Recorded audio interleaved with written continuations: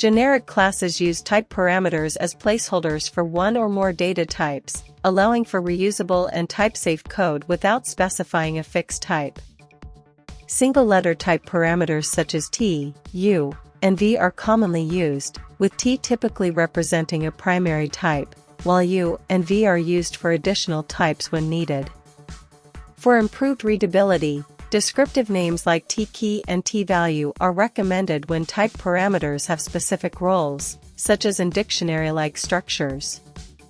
However, when the purpose of the type parameters is clear from the context, using t, u, and v is a common and acceptable convention.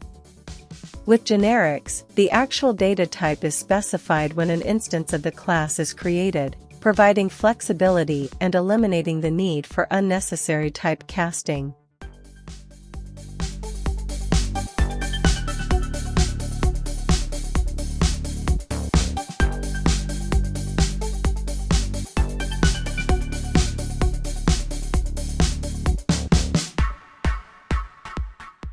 To define a generic class, use an access modifier, the class keyword, a class name, and type parameters inside angle brackets.